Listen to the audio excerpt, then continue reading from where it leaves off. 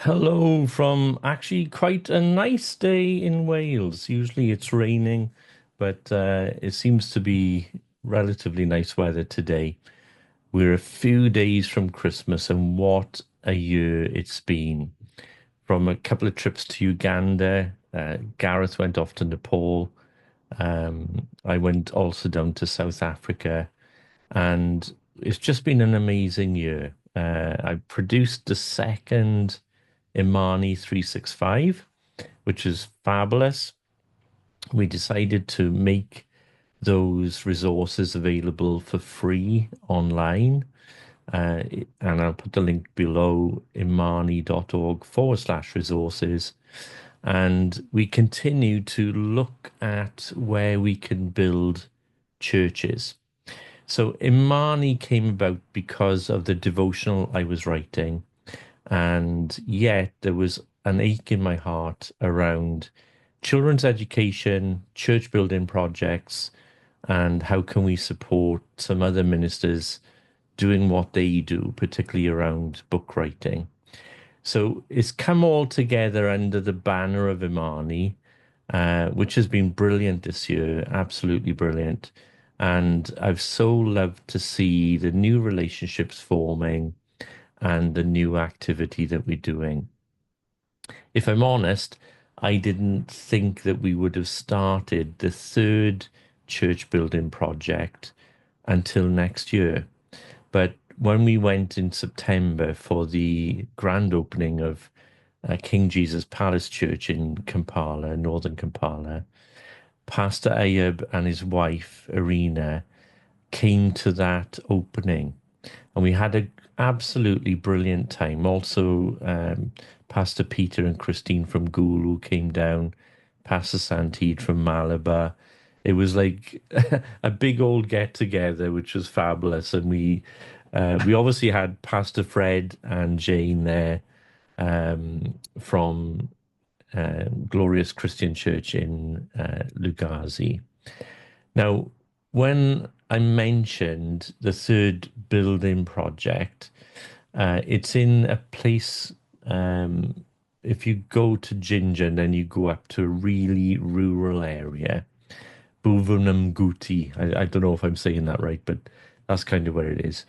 They really stepped out in faith. They had a very old rickety building, and as we got to talking, I just really had the sense in my heart that this should be the next project. So when we went in September, I had a bit of money left over, and Pastor Ayab had said, "Oh, I actually borrowed some money to build the structure around the old building."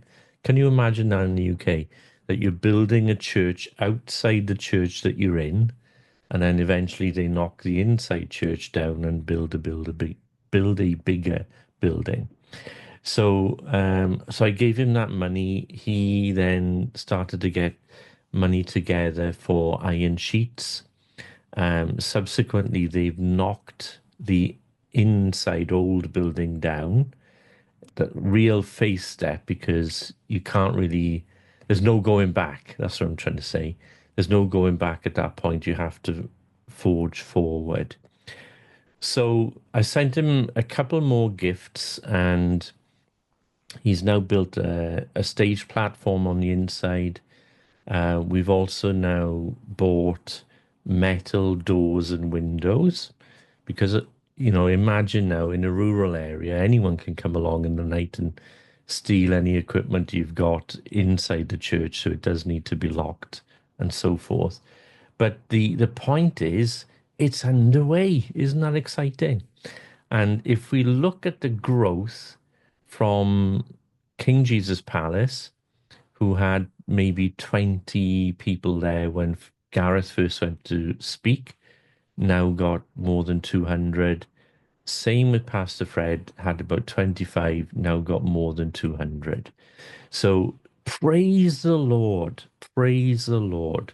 Things are happening in Imani, and I really want us to consider, would you prayerfully consider making a gift to Christ Pool Church building project in the run up to Christmas so we can send money then to get the inside of the church lined, put a concrete floor in, get some chairs. Can you believe that? Imagine going to church in the UK or the USA without any chairs to sit on. So let's do this together. There's not much time left before Christmas. Anything that it doesn't get done, we'll do after Christmas. But what a brilliant Christmas present it would be to Christpool Church if we just worked together. And then some exciting news on the publishing front. So there's so many books now available for free digitally. You can read them, download them digitally. All of the things we've ever published, and a couple of the Imani fellows from the Institute have also put the books there. And I'm negotiating at the moment to see if we can get those available in Europe and in America via print on demand, a Shopify system, so that if you wanted to order some, you could physically get a book if you didn't like reading it on the screen. And then a few weeks back, or a few days back, it's not even a week yet, um, I was really feeling a sense that the Lord said to me to write a children's book, probably 5 to 7 years old, that focused on the language development, because particularly in Uganda, although some children are going to school, others are in and out of school all the time. They don't get many resources to practice their English or expand their vocabulary. So we came up with this idea called the Alphabet Forest. Little short book. One booklet focuses on the letter A, which is done, and it's actually on the Imani Resources website now. And that talks about an adventure of five animals whose name begins with A. Amy the aardvark, for example, and Adam the ant. You can get the drift. It's quite a humorous story. So they go on an adventure, and then we try to teach the children as many A-letter words as possible in that little booklet. It's only about 30 pages long, wonderfully illustrated by a new friend we have in Turkey who's been brilliant at all of that stuff. But we're going to do A, B, C, D, E, F, G, all the way through to Z in little booklet form so that the children, particularly in Uganda, but anywhere else, I was talking to an old teacher the other day, and she said, "Oh, this would be absolutely wonderful in a primary school environment." So we might look at that, but we'll see how God leads us. But that's ongoing. I just submitted my PhD draft. Can you believe it? No wonder I'm bald. And I'm waiting now to hear back from the university to see what they make of that. And then no doubt I'll have to defend what I'm writing. The subject is, what is the relationship between artificial intelligence and faith? So, that's quite a meaty subject matter. So please pray that that will all work out. We got various people involved in the Imani community doing various things.